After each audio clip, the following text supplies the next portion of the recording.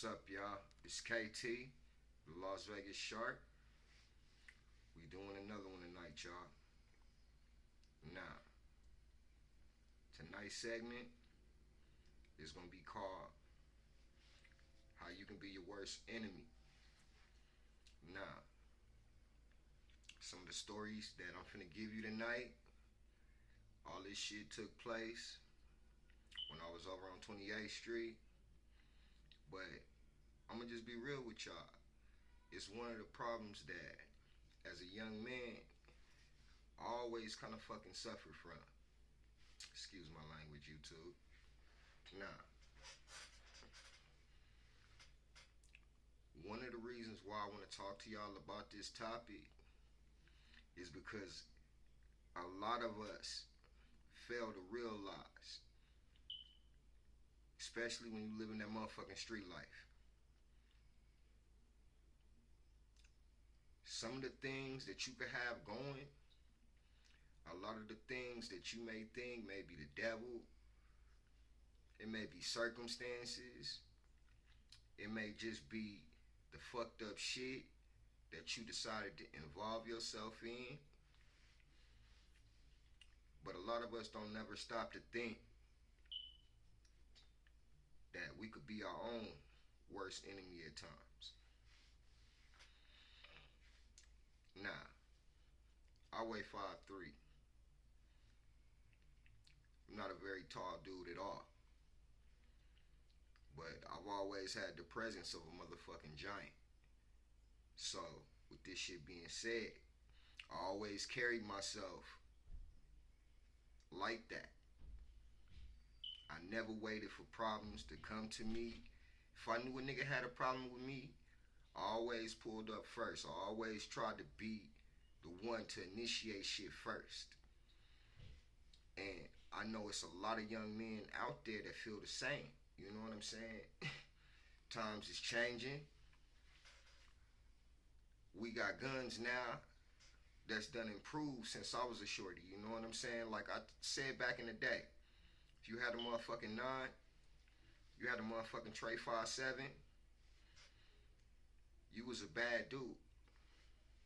Now we got these motherfucking switches. It's about 30 shots, 50 shots. And y'all know I'm the king of that shit. I brought the 50 out for y'all before. But I told my big homie I wasn't even on that tip no more. And I'm going to honor that. You know what I'm saying? Because one of the things that we out here doing is we trying to push peace.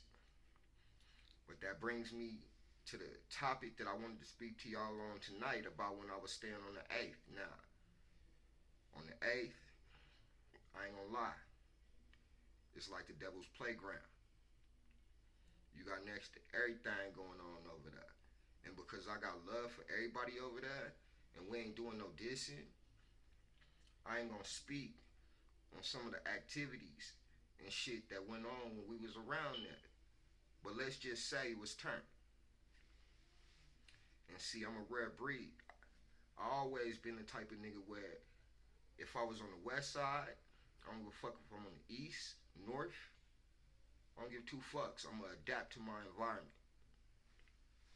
So with this shit being said, one of the videos that I was supposed to deliver to y'all, and I didn't want to deliver it because I did a lot of thinking about it, and as I did a lot of thinking about it, a lot of them sick ways woke back up. And I had to tell myself, look, you trying to do shit different. You out here, you got a message that you trying to spread. How would this really look if your followers, if your listeners seen you out here really on the shit that you be talking about, but doing the opposite?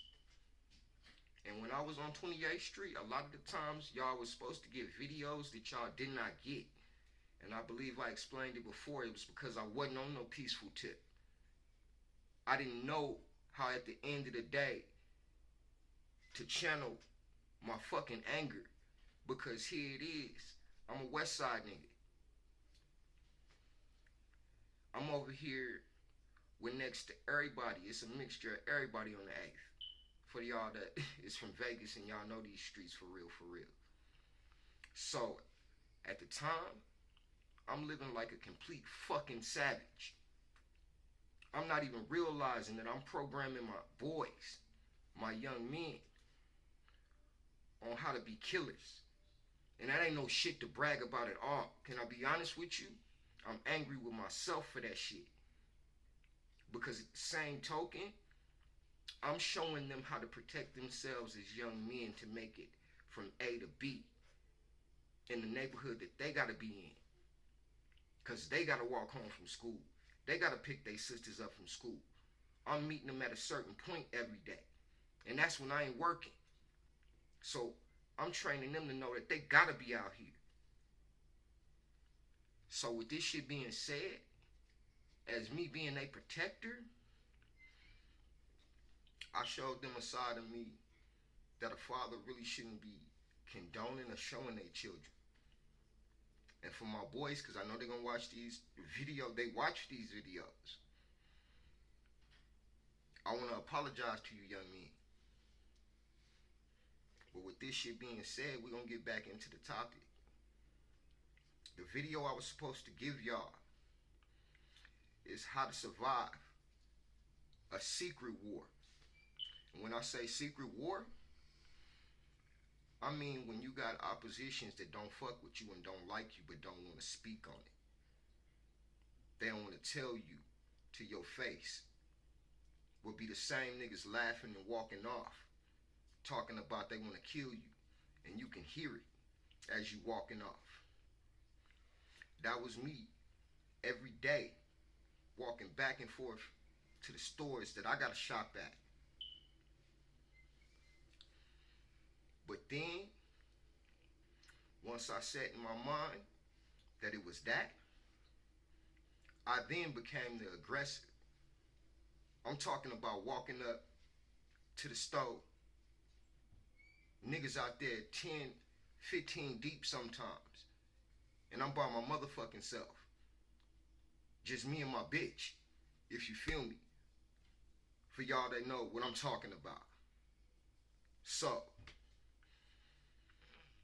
I had to realize, and I told y'all this story before, I went up there on some other shit.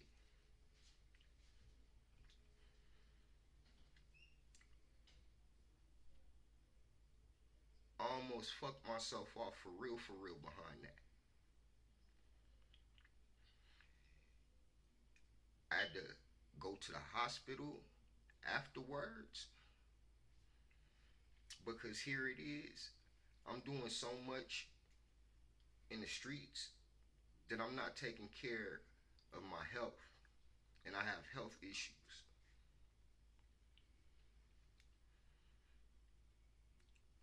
And I was speaking to someone today, and it was actually very funny in the beginning, but then as I laid there and I thought about it, I was my own worst enemy. It was me at the end of the day that seen that I had the upper hand, even being solo, one man. I had all of these niggas shook every time I walked up to that store because they knew what type of time I was on.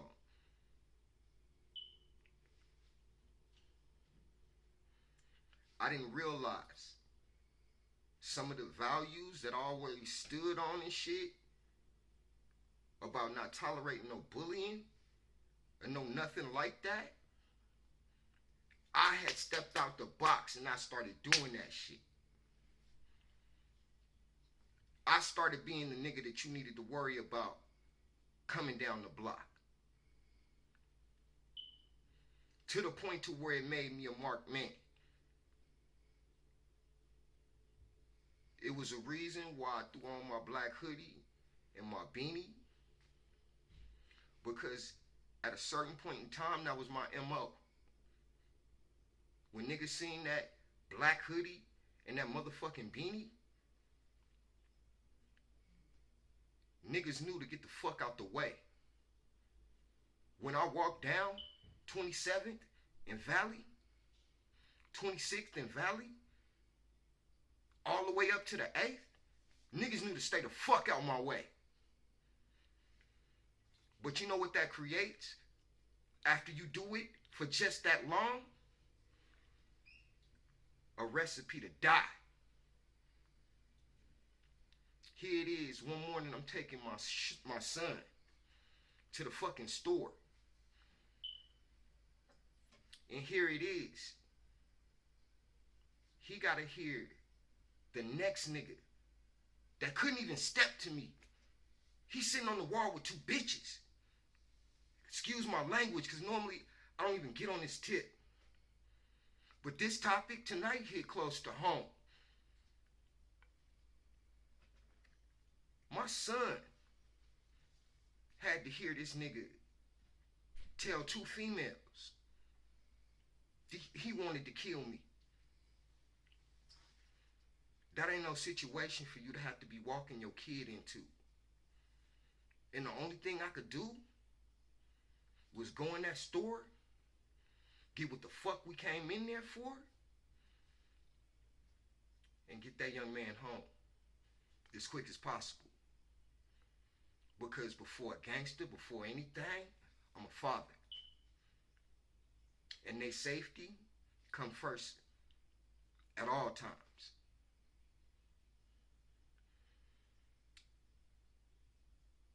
Then go back up to the stove. And supposedly niggas is riding around